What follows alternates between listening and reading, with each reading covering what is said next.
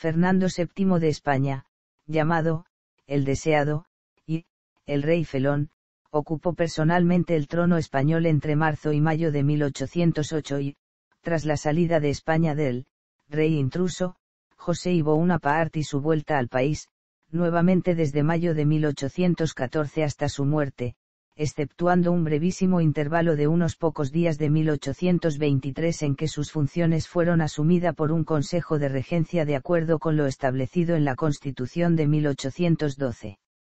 Hijo de Carlos IV y María Luisa de Parma, accedió al trono tras el motín de Aranjuez en marzo de 1808, promovido por sus partidarios, que obligó a su padre a abdicar en él, siendo proclamado como rey con el título de Fernando VII.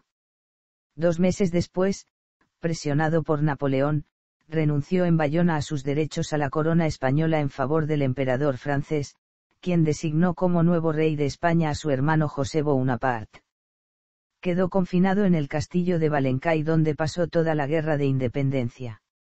A pesar de ello, Fernando continuó siendo reconocido como el legítimo rey de España por las diversas juntas de gobierno, la Junta Suprema Central y su sucesor el Consejo de Regencia, y las Cortes de Cádiz. Estas proclamaron que detentaban la soberanía nacional y en virtud de este principio elaboraron y aprobaron la Constitución de 1812. En este contexto se iniciaron las guerras de independencia hispanoamericanas. Tras la derrota de los ejércitos napoleónicos y el abandono de España de José I Bonaparte, Napoleón lo reconoció como rey de España en el Tratado de Valencay de diciembre de 1813. A pesar de que el tratado no fue ratificado por la regencia ni por las Cortes, Napoleón le dejó marchar y Fernando VII, su hermano don Carlos y su tío don Antonio entraron en España 22 de marzo de 1814 por Gerona. Tras pasar por Zaragoza, se dirigió a Valencia, donde planeó el golpe de Estado de mayo de 1814 que fue ejecutado en Madrid el 11 de mayo por las tropas del general Francisco de Eguía. En el manifiesto del 4 de mayo, también conocido como el Decreto de Valencia, abolió la Constitución de 1812 y toda la obra de las Cortes de Cádiz, restaurando el absolutismo y el antiguo régimen. Entró en Madrid el 13 de mayo, 2 días después del triunfo del golpe. Pronto, el Deseado, se reveló como un soberano absolutista y, en particular, como uno de los que menos satisficieron los deseos de sus súbditos, que lo consideraban una persona sin escrúpulos, vengativa y traicionera. Rodeado de una camarilla de aduladores, su política se orientó, en buena medida, hacia su propia supervivencia. Tras 6 años de guerra, el país y la hacienda estaban devastados, y los sucesivos gobiernos fernandinos no lograron restablecer la situación. En 1820 un pronunciamiento dio inicio al llamado Trienio Liberal, durante el cual se restablecieron la Constitución y los decretos de Cádiz, produciéndose una nueva desamortización. Los liberales se dividieron en moderados y en exaltados y durante ese tiempo el rey, que aparentaba acatar el régimen constitucional, no dejó de conspirar para restablecer el absolutismo, lo que se logró tras la intervención de los 100.000 hijos de San Luis en 1823. La última fase de su reinado, la llamada década ominosa, se caracterizó por una feroz represión de los liberales, acompañada de una política absolutista moderada o incluso liberal doctrinaria que provocó un profundo descontento en los círculos ultraabsolutistas, que formaron partido en torno al hermano del rey, el infante Carlos María Isidro. A ello se unió el problema sucesorio, sentando las bases de la Primera Guerra Carlista, que estallaría tras la muerte de Fernando y el ascenso al trono de su hija Isabel II, de 3 años de edad, no reconocida como reina por los carlistas. La regencia la asumió la viuda del rey María Cristina de Borbón. En palabras de un reciente biógrafo, Rafael Sánchez Mantero. Según su más reciente biógrafo, Emilio Laparra López. Vida. Infancia, educación y familia. Fernando de Borbón vino al mundo en vida de su abuelo Carlos III, el 14 de octubre de 1784, en el Palacio de El Escorial. Fue bautizado por Antonio Sentmenat y Cartella con los nombres de Fernando, María, Francisco de Paula, Domingo, Vicente Ferrer, Antonio, Joseph, Joaquín, Pascual, Diego, Juan Nepomuceno, Genaro, Francisco, Francisco Xavier, Rafael, Miguel, Gabriel, Calisto, Cayetano, Fausto, Luis, Ramón, Gregorio, Lorenzo y Jerónimo. Fue el noveno de los 14 hijos que tuvieron el príncipe Carlos, futuro Carlos IV, y María Luisa de Parma. De sus 13 hermanos, 8 murieron antes de 1800. Se convirtió en príncipe de Asturias al cumplir el primer mes, pues en esa fecha murió su hermano mayor Carlos, de solo 14 meses de edad. El propio Fernando sufrió una grave enfermedad a los 3 años de edad y tuvo durante toda su vida una salud delicada. De niño era retraído y callado, con cierta tendencia a la crueldad. Tras la subida al trono de su padre en 1788, Fernando fue jurado como heredero a la corona por las Cortes en un acto celebrado en el monasterio de San Jerónimo de Madrid el 23 de septiembre de 1789. El preceptor inicial del príncipe fue el padre Felipe Siou, religioso de la Orden de San José de Calasanz, hombre culto e inteligente que ya era preceptor de las infantas. Con fama de gran pedagogo, enseñó al príncipe a leer y a escribir y la gramática latina. En 1795 el padre Siou fue nombrado obispo de Sigüenza y su puesto pasó a ser ocupado por el canónigo de la Catedral de Badajoz Francisco Javier Cabrera, quien acababa de ser preconizado obispo de Orihuela. El plan de educación del príncipe que Cabrera presentó al rey incluía la profundización en el latín y el estudio de las demás lenguas vivas que fueran del real agrado de VM, así como de la historia de España, la geografía y la cronología, pero lo fundamental sería la educación, en materia de religión, tan necesaria para el gobierno de los estados y su subsistencia, ya que, todo el poder del príncipe sobre sus súbditos viene de Dios, y que le ha dado esta potestad para que les preparen la tierra la felicidad temporal, como medio de la que se espera eterna. También consideraba fundamental la práctica de aquellas virtudes heroicas que hacen a los reyes amados de Dios y de sus vasallos, una propuesta que coincidía con el ideal educativo de los ilustrados españoles.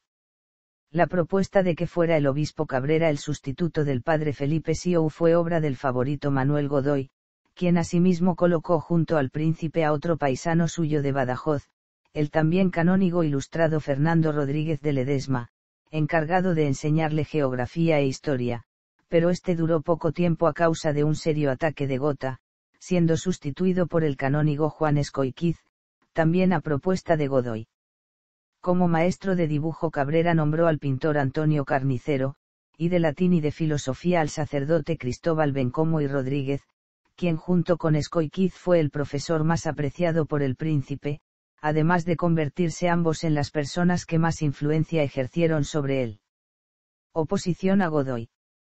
En 1799 murió el obispo Cabrera, siendo sustituido como preceptor del príncipe por Escóiquiz.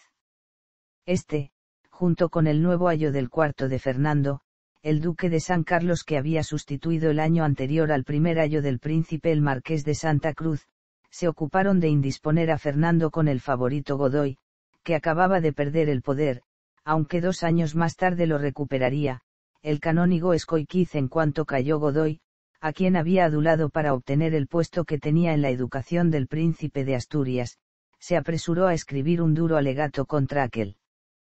Titulado Memoria sobre el interés del Estado en la elección de buenos ministros. Uno de los falsos argumentos que utilizó Escóiquiz para denigrar a Godoy fue que éste, tras su matrimonio con María Teresa de Borbón y Vallabriga, sobrina del rey, aspiraba a ocupar el trono tras la muerte de Carlos IV. Sin embargo, poco después tanto Escóiquiz como el duque de San Carlos fueron destituidos de sus cargos de maestro del príncipe y de ayo de su cuarto, respectivamente, por orden del rey Carlos IV.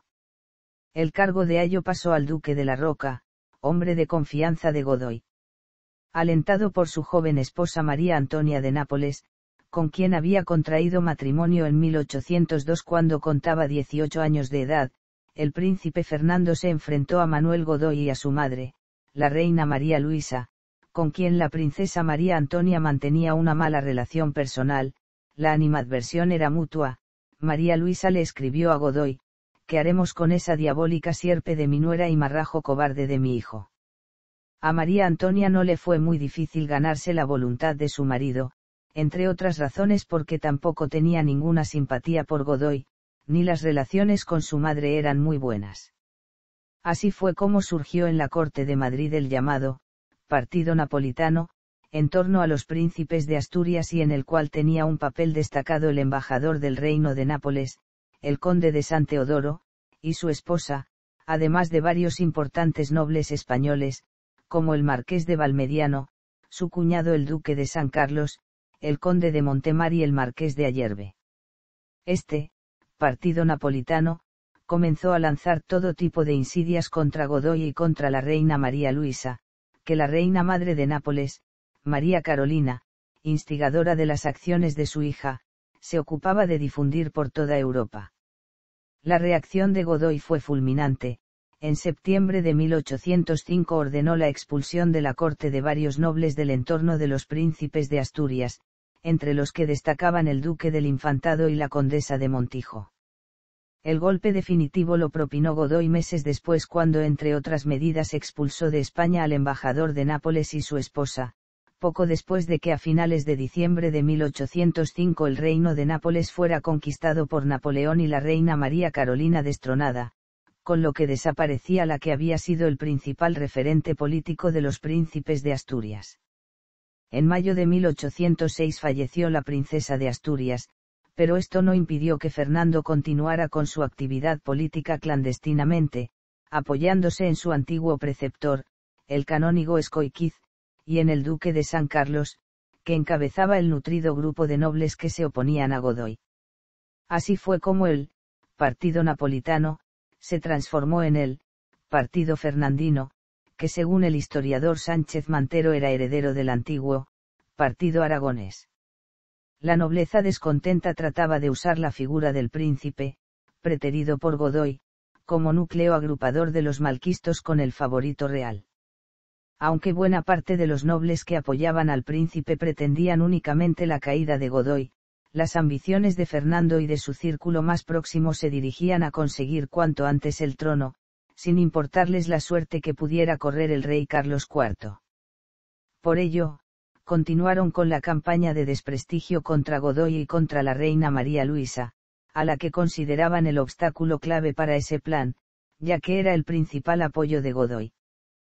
Con el pleno consentimiento y participación del príncipe Fernando continuaron con una soez campaña de desprestigio contra Godoy y la reina, que consistió en la elaboración de 2 series de 30 estampas a todo color cada una, acompañadas de textos que explican o complementan los dibujos, en las que, en palabras del historiador Emilio Laparra López, en tono procaz y a base calumnia se ridiculizó hasta lo indecible a la reina y a Godoy. La primera serie estaba dedicada al encumbramiento de Godoy, apodado en las estampas como Manolo I, de otro nombre Choricero, o como Agipedobes, gracias a los favores de la reina María Luisa, que era presentada como una depravada sexual devorada por la lujuria. El derrocamiento de los Borbones napolitanos por Napoleón y el fallecimiento de la princesa de Asturias propiciaron un vuelco del alineamiento de las fracciones españolas respecto del emperador francés. La posibilidad de que Fernando casara con una pariente de este hizo que el príncipe negociase con Napoleón, que, por su parte, dejó de apoyarse en Godoy, como había hecho entre 1804 y 1806.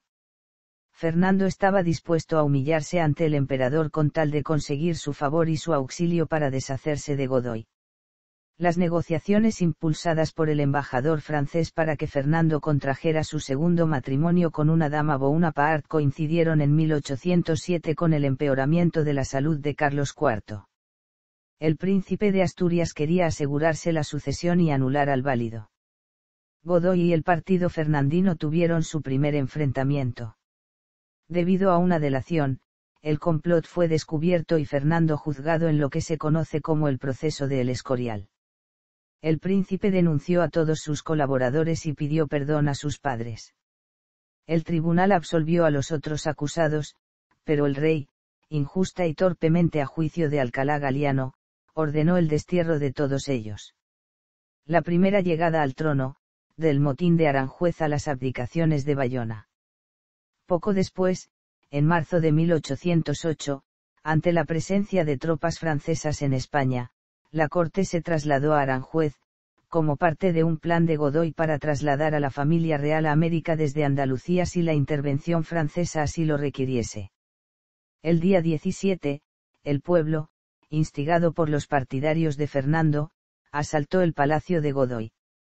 Aunque Carlos IV se las arregló para salvar la vida de su favorito, acción en la que Fernando tuvo un papel crucial, abdicó en favor de su hijo el día 19, enfermo, desanimado e incapaz de afrontar la crisis. Estos hechos son los que se conocen como motín de Aranjuez. Por primera vez en la historia de España, un rey era desplazado del trono por las maquinaciones de su propio hijo con la colaboración de una revuelta popular. Fernando volvió a la corte, donde fue aclamado por el pueblo de Madrid, que celebró no solo su advenimiento, sino también la caída de Godoy. En otros puntos del país también se celebró el cambio de rey, que se esperaba enderezase la situación. Fernando se apresuró a formar un nuevo gobierno, compuesto por sus partidarios, y a proscribir a los seguidores de Godoy. Sin embargo, las tropas francesas al mando de Joaquín Murat ya habían ocupado la capital el día anterior, 23 de marzo.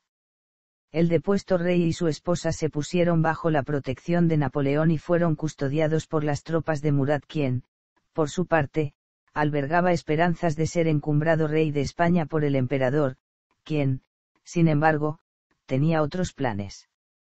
Envió a un colaborador de su máxima confianza, el general Savery, para que comunicase a Murat su decisión de otorgar el trono de España a uno de sus hermanos y para que llevase a Francia, poco a poco, a la familia real al completo y a Godoy. Fue Savery quien convenció a Fernando de la conveniencia de acudir al encuentro del emperador que viajaba de París a Madrid, a lo que el rey accedió con la esperanza de que Napoleón lo reconociese y respaldase como rey de España. Antes de partir, Fernando nombró una junta de gobierno que debía gestionar los asuntos de Estado en su ausencia. En un principio, la entrevista debía celebrarse en Madrid, pero Napoleón, aduciendo asuntos imprevistos de gran urgencia, fue fijando lugares más al norte, para acortar el tiempo de viaje desde Francia, la granja de San Ildefonso, Burgos, San Sebastián. Finalmente, Fernando VII acudió a Bayona, para asegurarse de que acudiría. Los franceses empleaban la velada amenaza de no reconocer la abdicación de Carlos IV y de sostener a este contra Fernando. Así pues, el 20 de abril este pasó la frontera. Aunque aún no lo sabía, acababa de caer prisionero. Fue el inicio de un exilio que duraría 6 años. Una prisión disimulada, en un palacio de cuyas inmediaciones no podía salir y con la promesa, siempre postergada, de recibir grandes cantidades de dinero. Carlos IV había abdicado en Fernando VII a cambio de la liberación de Godoy, y Napoleón lo había invitado también a Bayona, con la excusa de conseguir que Fernando VII le permitiese volver a España y recuperar su fortuna, que le había incautado. Ante la perspectiva de reunirse con su favorito e interceder a su favor, los reyes padres solicitaron acudir también a dicha reunión. Escoltados por tropas francesas, llegaron a Bayona el 30 de abril.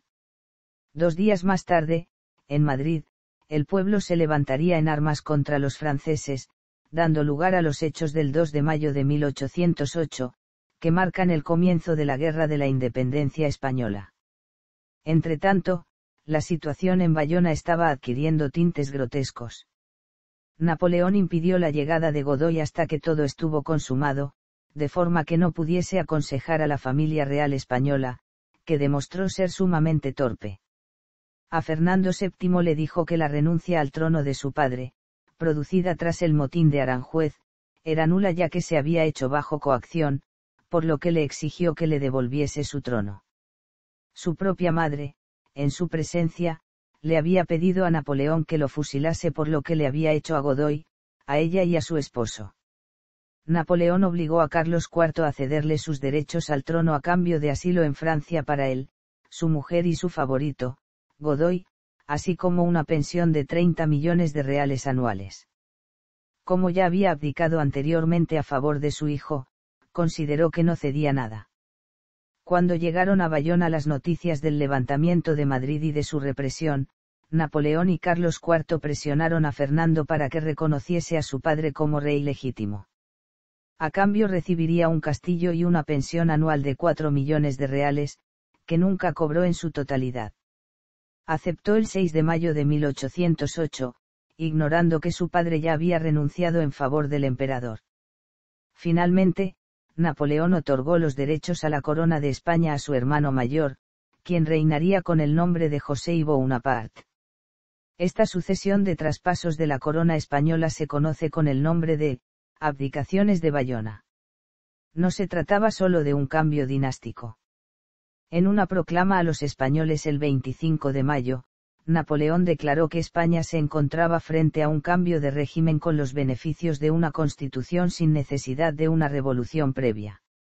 A continuación, Napoleón convocó en Bayona una asamblea de notables españoles, la Junta Española de Bayona. Aunque la asamblea fue un fracaso para Napoleón, en 9 sesiones debatieron su proyecto y, con escasas rectificaciones, aprobaron en julio de 1808 el Estatuto de Bayona. Las abdicaciones de Bayona no fueron reconocidas por los españoles, patriotas. El 11 de agosto de 1808, el Consejo de Castilla las invalidó, y el 24 de agosto se proclamó rey in absentia a Fernando VII en Madrid. Las Cortes de Cádiz, que redactaron y aprobaron la Constitución de 1812, no cuestionaron en ningún momento la persona del monarca y lo declararon como único y legítimo rey de la nación española. En América, se organizaron juntas de gobierno autónomas en algunas de sus ciudades, las cuales bajo los mismos principios revolucionarios de representación y soberanía popular, también reconocían a Fernando VII monarca de sus países, y desconocían toda autoridad venida de Europa, tanto napoleónica como de la Junta Suprema Central, para, posteriormente, en confrontación con el establecimiento de las Cortes Españolas de 1810, formar sus propios congresos constituyentes y declarar su independencia total del Imperio Español, dando lugar así al desarrollo de las guerras de independencia hispanoamericanas. El confinamiento en Balencay.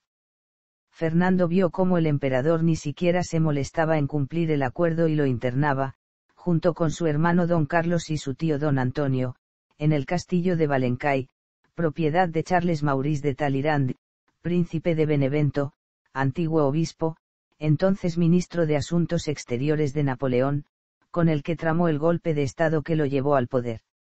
Allí los recibió el 10 de mayo. Balencay era una propiedad rústica junto a un pueblo de unos 2000 habitantes, aislada en el centro de Francia, a unos 300 kilómetros de París. Fernando permanecería en Balencay hasta el final de la Guerra de la Independencia. Sin embargo, sus condiciones de cautiverio no fueron muy severas, el rey y su hermano recibían clases de baile y música, salían a montar o a pescar y organizaban bailes y cenas.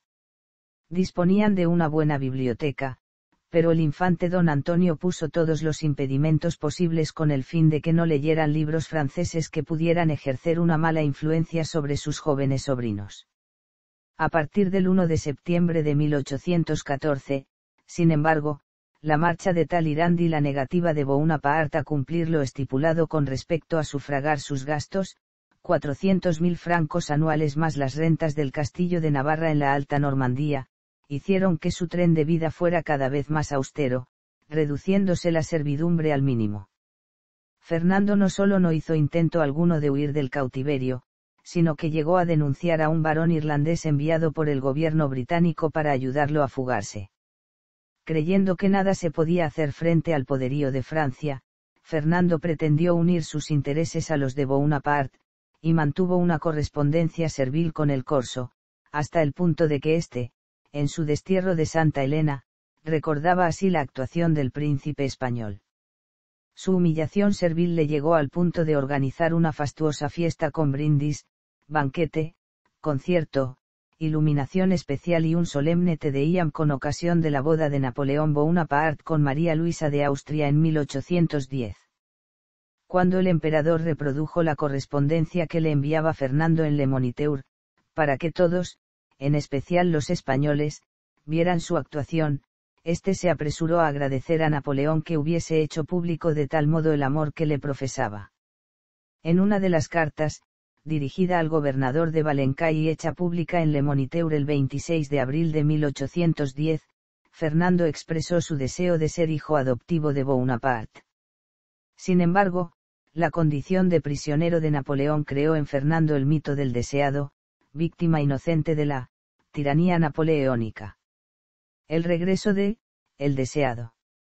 En julio de 1812, Arthur Wellesley, futuro duque de Wellington, entró en España desde Portugal al frente de un ejército anglo-portugués y derrotó a los franceses en Arapiles, expulsándolos de Andalucía y amenazando Madrid. Si bien los franceses contraatacaron, una nueva retirada de tropas francesas de España tras la catastrófica campaña de Rusia a comienzos de 1813 permitió a las tropas aliadas expulsar ya definitivamente al rey José y Bonaparte de Madrid y derrotar a los franceses en Vitoria y San Marcial. José Bonaparte dejó España, y Napoleón se aprestó a defender su frontera sur hasta poder negociar una salida. Según Sánchez Mantero, Fernando, al ver que por fin la estrella de Bonaparte empezaba a declinar, se negó arrogantemente a tratar con el gobernante de Francia sin el consentimiento de la nación española y la regencia, pero temiendo que hubiera un brote revolucionario en España, se avino a negociar. Por el Tratado de Valencay de 11 de diciembre de 1813, Napoleón reconoció a Fernando VII como rey, que recuperó así el trono y todos los territorios y propiedades de la corona y sus súbditos antes de 1808, tanto en territorio nacional como en el extranjero. A cambio, se avenía a la paz con Francia, el desalojo de los británicos y su neutralidad en lo que quedaba de guerra. También acordó el perdón de los partidarios de José y los afrancesados. Aunque el tratado no fue ratificado por la regencia, Fernando VII fue liberado, se le concedió pasaporte el 7 de marzo de 1814, salió de Valencay el 13, viajó hacia Toulouse y Perpiñán, cruzó la frontera española y fue recibido en Báscara, población situada entre Figueras y Gerona, por el general Cupons 8 días después, el 24 de marzo. Fernando regresó a España sin un plan político claro, expectante ante la situación que se encontraría tras su larga ausencia, pero con una actitud netamente contraria a las reformas plasmadas en la Constitución de 1812 que, si bien le reservaban el ejercicio del poder ejecutivo, lo privaban del legislativo, que quedaba reservado a las Cortes, y de la soberanía, que se atribuía a la nación y no al monarca. Respecto a la Constitución de 1812, el decreto de las Cortes de 2 de febrero de 1814 había establecido que, no se reconocerá por libre al rey, ni por tanto se le prestará obediencia, hasta que en el seno del Congreso Nacional preste el juramento prescrito en el artículo 173 de la Constitución. Fernando VII se negó a seguir el camino marcado por la regencia y en Reus se desvió a Zaragoza donde pasó la Semana Santa invitado por Palafox. Desde la capital aragonesa fue a Teruel y entró en Valencia el 16 de abril. Allí lo esperaba el cardenal arzobispo de Toledo, Luis de Borbón, presidente de la regencia y favorable a las reformas liberales de 1812. También acudió a Valencia una representación de los diputados absolutistas de Cortes de Cádiz presidida por Bernardo Mozo de Rosales, encargado de entregar al rey un manifiesto firmado por 69 diputados, serviles, que era como llamaban los liberales a los partidarios de la monarquía absoluta.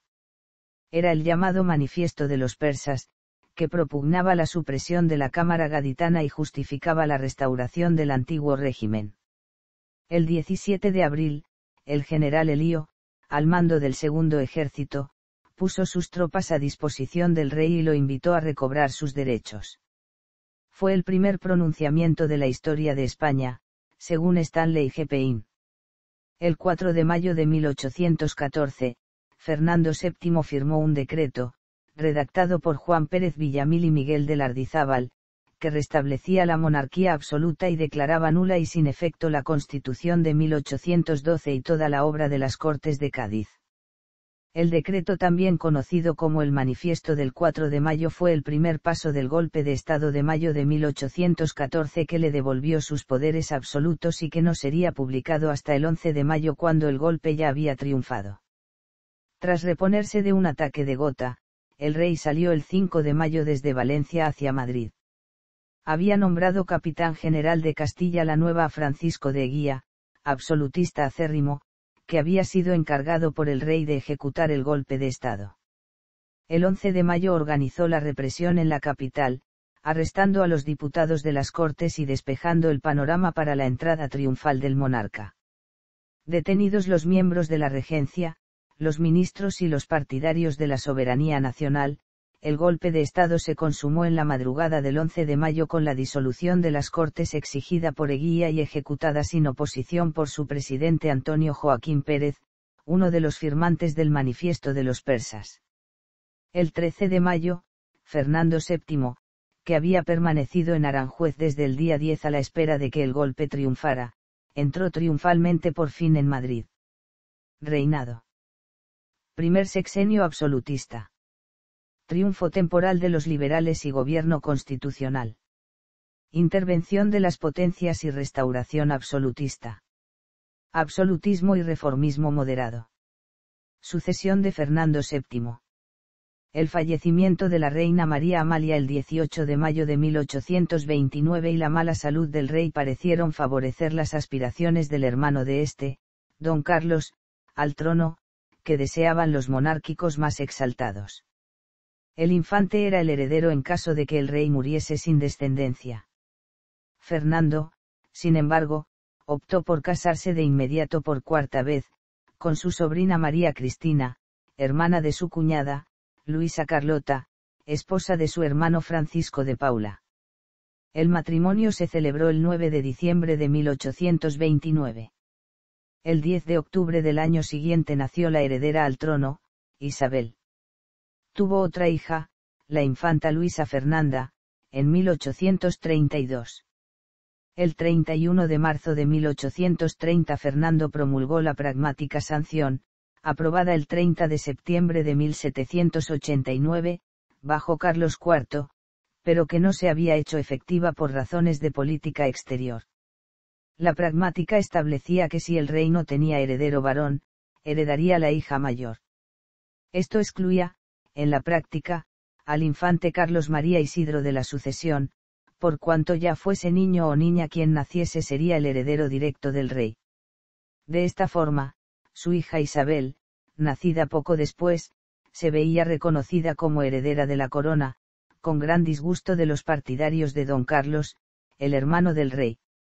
En 1832, hallándose el rey enfermo de gravedad en la granja de San Ildefonso, cortesanos partidarios del infante consiguieron que Fernando VII firmara un decreto derogando la pragmática, en lo que se denominó Sucesos de la Granja.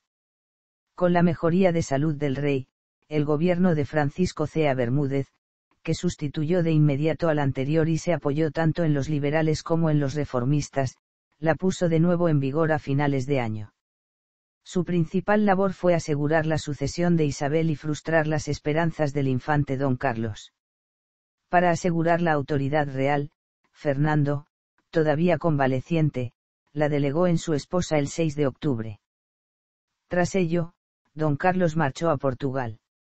Entretanto, María Cristina, nombrada regente durante la grave enfermedad del rey, inició un acercamiento hacia los liberales y concedió una amplia amnistía para los liberales exiliados, prefigurando el viraje político hacia el liberalismo que se produciría a la muerte del rey. Los intentos de los partidarios de su hermano por hacerse con el poder, a finales de 1832 y comienzos de 1833, fracasaron. El monarca mandó jurar como heredera de la corona a su hija Isabel el 20 de junio de 1833. Tras una sorprendente pero breve recuperación a comienzos de 1833, Fernando murió sin hijos varones el 29 de septiembre. Se hallaba enfermo desde julio. Fue enterrado el 3 de octubre, en el monasterio de El Escorial. El infante don Carlos, junto a otros realistas que consideraban que el legítimo heredero era el hermano del rey y no su hija primogénita, se sublevaron y empezó la primera guerra carlista. Con ello hizo su aparición el carlismo. Legado. España cambió intensamente durante el reinado de Fernando VII. El antiguo régimen, caracterizado por el poder casi absoluto del monarca, estaba dando paso a la monarquía liberal. Pese a la férrea oposición de Fernando, el poder del rey quedaba limitado y la soberanía pasaba a la nación. La ideología liberal comenzaba también a afectar a la economía, hasta entonces bastante rígida y controlada por el Estado. La burguesía surgió como grupo social pujante y motor económico. El país perdió casi todos los territorios americanos y con ellos su papel de potencia principal. La actitud del rey fue la de oposición vana a las corrientes reformadoras y revolucionarias de la época. Su inmovilismo económico, político y social acrecentó las graves crisis que aquejaron al país durante el reinado. No logró tampoco reconciliar a los partidarios de los cambios radicales y a los que preferían conservar los antiguos usos, cada vez más enfrentados. Matrimonios y descendencia. La primera candidata a casarse con el príncipe Fernando habría sido María Augusta de Sajonia, pero no llegó a materializarse. Fernando VII contrajo matrimonio en 4 ocasiones. En 1802 se casó con su prima María Antonia de Nápoles, hija de Fernando IV de Nápoles y María Carolina de Austria. La boda, celebrada en Barcelona el 4 de octubre de 1802, fue un doble enlace entre las dos ramas de los Borbones de España y de Nápoles, pues, al mismo tiempo, la infanta María Isabel de Borbón se casó con el príncipe heredero Francisco de Nápoles. Según el historiador Emilio Laparra López, el matrimonio de Fernando con María Antonia fue sugerencia, o más bien exigencia, de la corte napolitana para permitir el otro enlace al final. Prevaleció la razón dinástica y los monarcas españoles aceptaron la imposición de María Carolina de Nápoles porque aspiraban a formar un sólido bloque con los dos reinos italianos de la familia. Este bloque podría contar con la ayuda de Inglaterra y de este modo España estaría en disposición de contrarrestar las cada vez más onerosas exigencias de Bonaparte. María Antonia sufrió 2 abortos y no hubo descendencia. Falleció de tuberculosis el 21 de mayo de 1806. En 1816 Fernando se casó en segundas nupcias con su sobrina María Isabel de Braganza, infanta de Portugal, hija de su hermana mayor Carlota Joaquina y de Juan VI de Portugal. Fue desatendida por Fernando, que mantuvo durante el matrimonio con ella abundantes aventuras amorosas.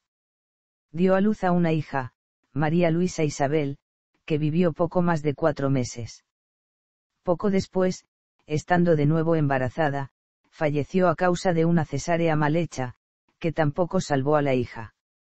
Modesto Lafuente dice que murió de un ataque de alferecía y fue el primero que se hizo eco de los rumores a que dio origen el suceso, hallándose en avanzado estado de gestación y suponiéndola muerta, los médicos procedieron a extraer el feto, momento en el que la infortunada madre profirió un agudo grito de dolor que demostraba que todavía estaba viva. María Luisa Isabel Fernanda. Un aborto. En 1819 se casó por tercera vez con María Josefa Amalia de Sajonia, hija de Maximiliano de Sajonia y Carolina de Borbón-Parma. No tuvieron descendencia. Finalmente, en 1829, se casó con otra de sus sobrinas, María Cristina de las Dos Sicilias, hija de su hermana menor María Isabel de Borbón y Francisco I de las Dos Sicilias. Tuvieron 2 hijas. Isabel II, reina de España. Luisa Fernanda, infanta de España, casada con el duque de Montpensier. Ancestros. Personalidad de Fernando. Aspecto y problemas físicos. No parece que el rey fuese agraciado físicamente. En los retratos de Fernando VII realizados por Goya y otros artistas, es lógico pensar que los artistas intentasen favorecer en lo posible a los retratados. Se ve a un hombre obeso, con un labio superior deprimido, maxilar inferior prognatado, frente prominente, nariz grande, carnosa y curvada y ojos pequeños y estrábicos. Sus contemporáneos le asignaban una estatura media, lo que para aquellos años significa unos 165 cm. Sufría de gota y se dice que padecía, además, una hipertrofia genital, una malformación que dificultaba mucho el coito. La primera esposa, María Antonia de Nápoles, dejó escrito cómo, sintiéndose engañada, estuvo a punto de desmayarse la primera vez que vio a Fernando VII, al comprobar con espanto que el mozo, más bien feo del retrato era en realidad poco menos que un adefesio. La princesa le contó a su madre que pasaban los meses y Fernando aún no había consumado su matrimonio. Cuando al cabo de casi un año por fin lo hizo, la reina María Carolina escribió, por fin ya es marido. Según Emilio Laparra López, al parecer, lo que realmente desazonó a María Antonia y, por ende, a su madre, fue la carencia afectiva del príncipe y su impotencia sexual. Fernando era un joven inmaduro, afectado de macrogenitosomía, causa de la aparición tardía de los caracteres sexuales secundarios, no se afeitó hasta 6 meses después de la boda. Su acusada timidez y su abulia, que tanto molestaron a su esposa, le incapacitaron para hacer frente a una situación para él imprevista. Por otro lado, el rey era además un fumador empedernido de cigarros, lo que le hacía tener un aliento fétido. Su más reciente biógrafo, el historiador Emilio Laparra López, lo describe como, un hombre de mediana estatura, corpulento gran comilón, su obesidad fue en aumento con el tiempo, circunstancia que su pintor preferido, Vicente López, no pudo ocultar. En los excelentes retratos realizados por este artista se observa la creciente obesidad, la pérdida de cabello y el prematuro envejecimiento del monarca, cuyo aspecto es cada vez más abotargado. En todas las imágenes, sean de López o de otros pintores, es patente el prognatismo de Fernando, con muchos rasgos que lo asemejan al síndrome descrito por Crowthon como disostosis craneofacial, cara alargada y maxilares superiores deprimidos, lo cual es causa del aumento aparente del tamaño del maxilar inferior y la falta de oclusión denteiria. Un periodista extranjero que lo conoció en 1823 señaló la deformidad de su rostro, especialmente manifiesta en la protuberancia de su barbilla y labio inferior, que parecen formar parte de las facciones superiores, en las que destacaba una nariz desproporcionadamente grande. Pero también dijo haberse sentido muy impresionado por la mezcla de inteligencia, altanería y debilidad de su mirada. Un oficial francés que también trató en persona al rey intuyó su carácter duro e incluso brutal fisonomía nada simpática. Carácter. Más difícil resulta describir la psique del monarca y sus virtudes y defectos. Salvo los panegíricos descaradamente adulatorios, la valoración generalizada de historiadores y cronistas de las cualidades del deseado es muy desfavorable, sino claramente pésima. Estaba dotado de una inteligencia normal, no exenta de astucia y viveza, pero su carácter parece haber estado sometido a la cobardía, a la doblez y a una suerte de egoísmo hedonista. Uno de sus críticos más implacables fue el diplomático e historiador Marqués de Villaurrutia, quien afirma que desde pequeño, el rey mostró ser insensible al cariño de sus padres o cualquier otra persona, cruel y taimado, y como rey, y a pesar de no haber habido nunca un monarca más deseado, fue cobarde, vengativo, despiadado, ingrato, desleal, mentiroso, mujeriego y cazurro, y en fin, desprovisto de cualquier aptitud para ser rey. Existen varios testimonios contemporáneos de Fernando VII que hablan de su carácter rencoroso y vengativo. Uno de los principales es el del célebre marino Cayetano Valdés, quien escoltó al rey y su familia en la falúa que los llevó de Cádiz al puerto de Santa María el 1 de octubre de 1823, siendo este breve trayecto el acto final del trienio liberal y el éxito definitivo de la invasión de los llamados 100.000 hijos de San Luis. Una vez desembarcados todos en el puerto de Santa María tal y como el gobierno constitucional a punto de disolverse había acordado con el duque de Angulema, el rey se volvió a Valdés para echarle una mirada de las que amenazan y aterran, a la que daban más efecto el semblante y ojos de aquel príncipe, llenos de expresión maligna, donde aparecían a la par lo feroz y lo doble. Según cuenta un testigo francés de aquellos hechos, el almirante leyó en aquella mirada, su sentencia de muerte. Así, permaneciendo ajeno a la escena que tenía delante, en medio de las aclamaciones que resonaban en la orilla, sin saludar a su majestad ni pedir permiso a nadie, se apresuró a virar la falúa y se hizo a la mar a golpe de remos. La precipitada vuelta de Valdés a Cádiz se reveló prudentemente acertada. Antes de que terminara ese mismo día 1 de octubre, el rey redactó un decreto en el que se retractaba de sus compromisos, puestos por escrito, de moderación y clemencia de la víspera, derogaba todo lo aprobado por las Cortes desde 1820 y desataba la represión de los liberales, empezando por la condena a muerte de los 3 miembros de la regencia provisional nombrada en Sevilla el 11 de junio anterior, cuando las Cortes habían suspendido temporalmente a Fernando VII en sus funciones. Uno de esos 3 regentes no era otro que Valdés, siendo los otros 2 el también marino Gabriel Ciscar y el general Gaspar de Vigodet. Merece la pena resaltar que prácticamente hasta el mismo 1 de octubre el rey había lisonjeado varias veces a Valdés, llegando incluso a decirle, que le estimaba mucho más de lo que él creía, y que ese mismo día, apenas unas horas antes, Fernando había puesto como condición para hacer el trayecto de Cádiz a el puerto por mar que la falúa la capitaneara Valdés, diciéndole que con él no temería el paso de la barca. Cuando su aliado francés, y Borbón, como él, el duque de Angulema, lo instó a decretar una amnistía, Fernando le contestó instándolo a que escuchara los gritos de «Viva el rey absoluto y la Santa Inquisición», que se proferían en la calle, y añadiendo que esa era la voluntad del pueblo.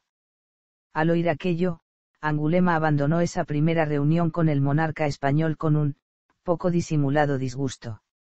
Autores como Comellas o Marañón, que han trabajado para comprender mejor el reinado de Fernando VII y ofrecer una visión ecuánime de su actuación y personalidad, no difieren mucho de las opiniones anteriores.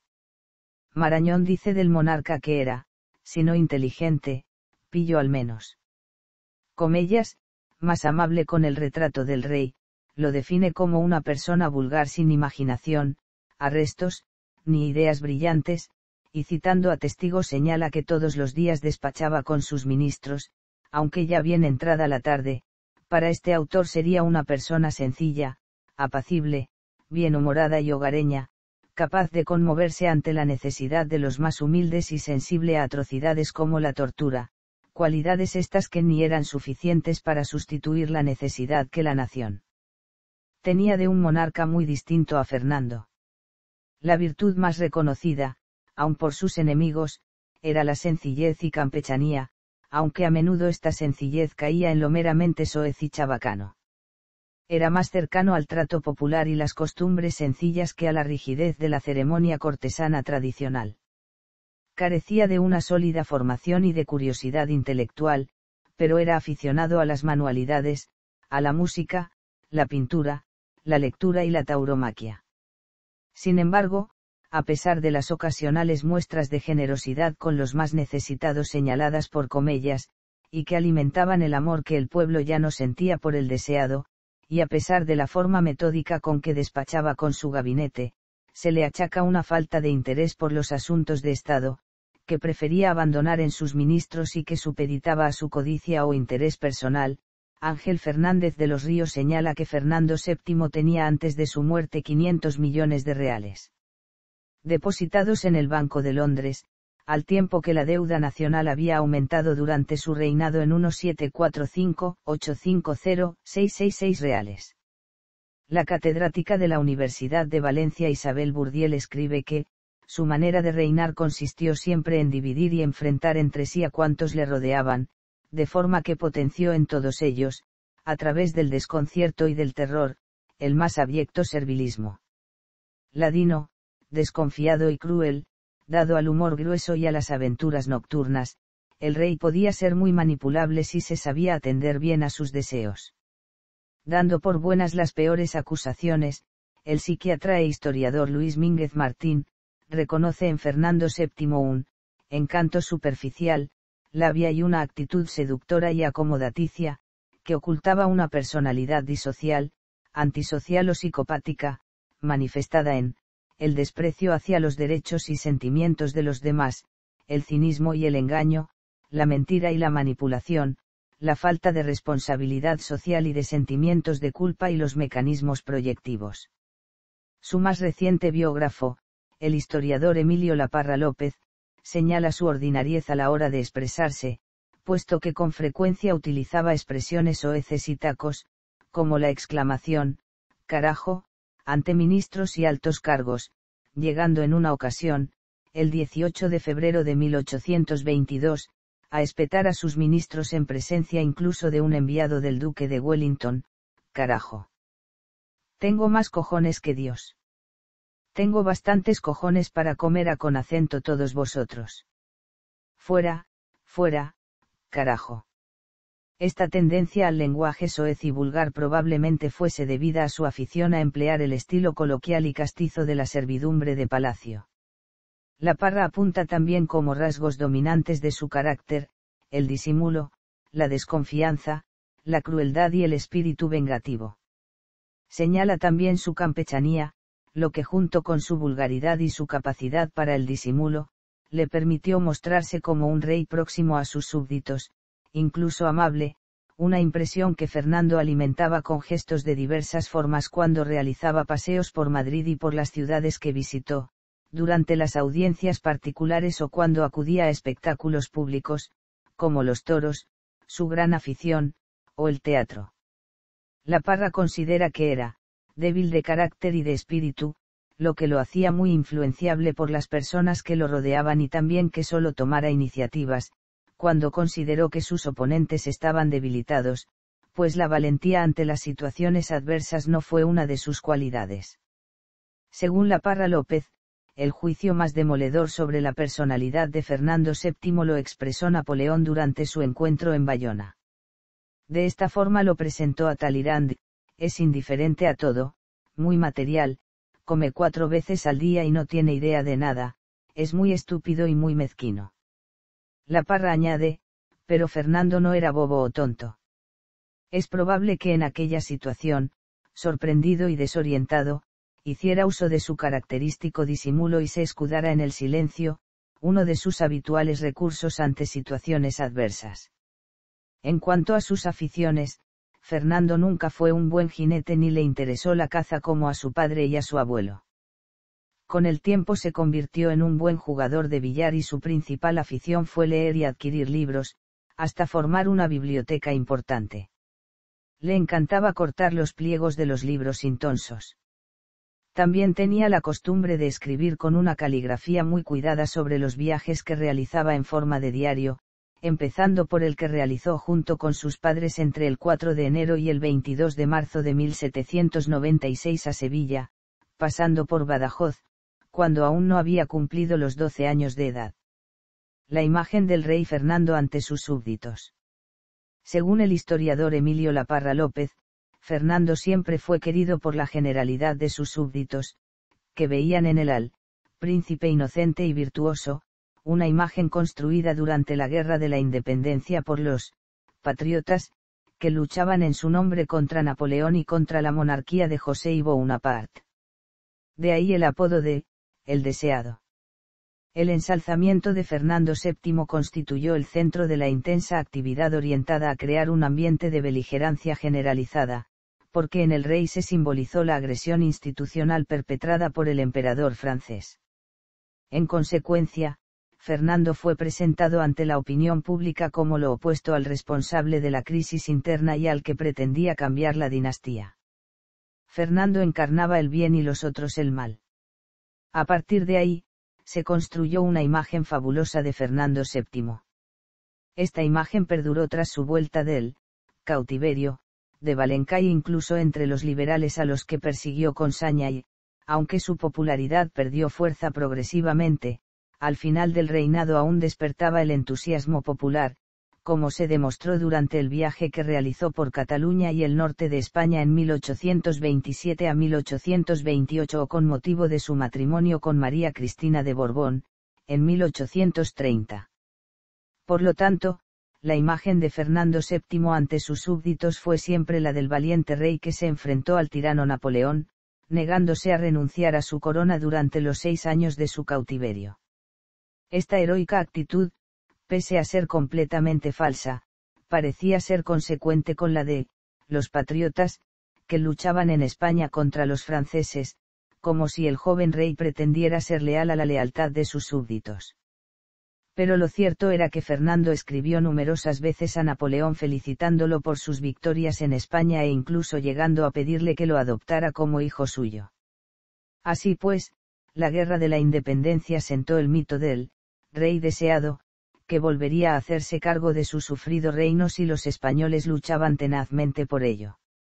Este mito, que perduraría durante todo su reinado, otorgó a Fernando VII una popularidad mucho mayor que la de cualquiera de sus antepasados entre el pueblo, la cual se mantuvo en líneas generales inalterable hasta su muerte, pese a los desastres y la represión política que en otras circunstancias habrían bastado para defraudar las altas expectativas depositadas en él desde los tiempos de su enfrentamiento con Godoy y sus padres.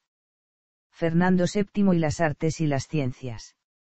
El rey Fernando VII tuvo la suerte de contar con buenos pintores y mantuvo el mecenazgo borbónico hacia artistas como Francisco de Goya, Vicente López Portaña o José Madrazo.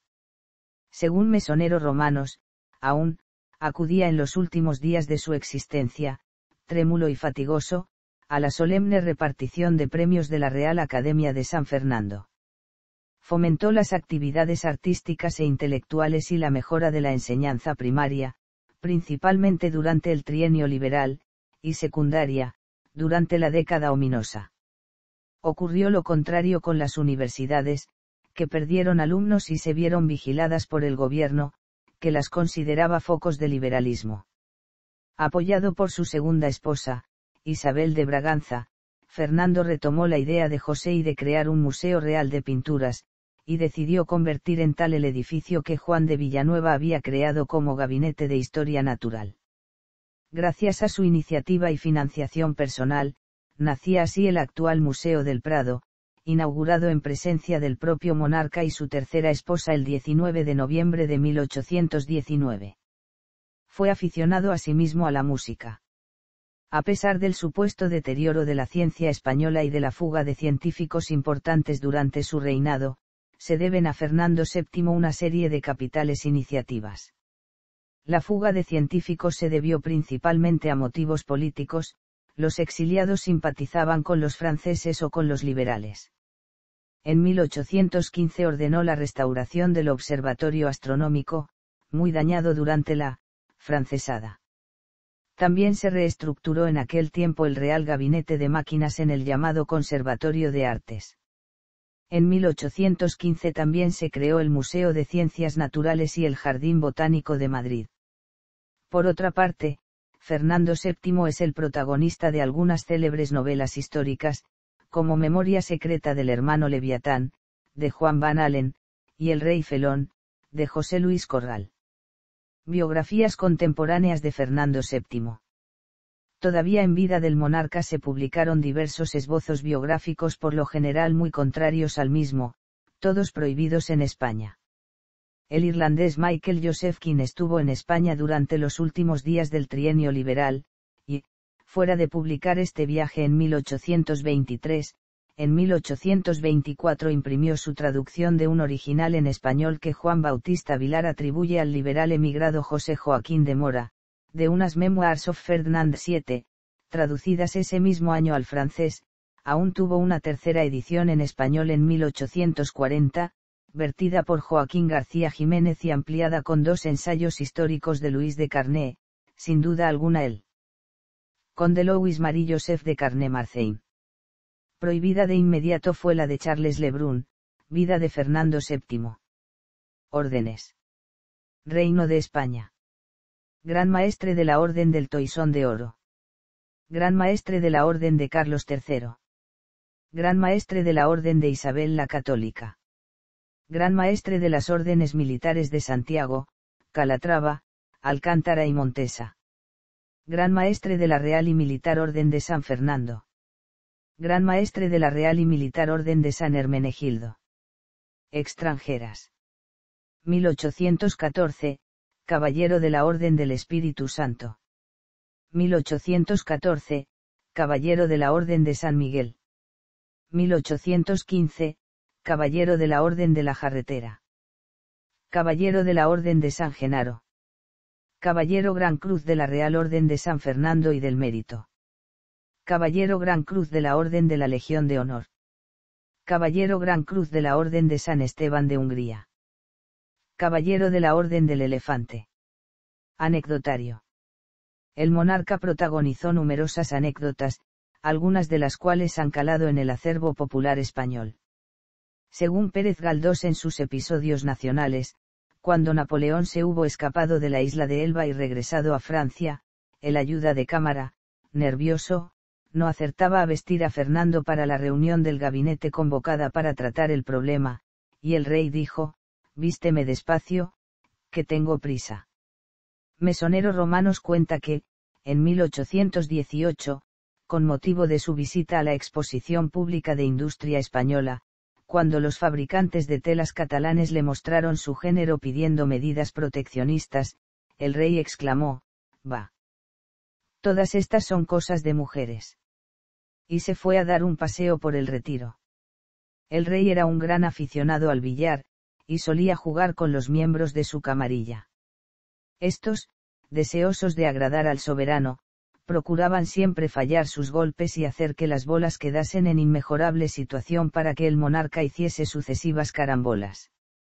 De ahí proviene la frase hecha: «Así se las ponían a Fernando VII». Fernando VII de España mantuvo una gran complicidad con su confesor, el presbítero canario Cristóbal Bencomo y Rodríguez. Esto se deduce de los numerosos títulos que le otorgó el rey, entre los que destacan el de miembro del Consejo y Cámara de Castilla, Inquisidor General de España y la Gran Cruz de la Orden de Carlos III.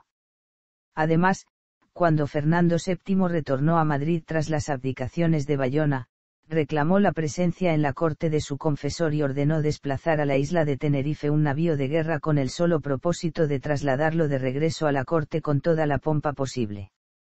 Sucesión.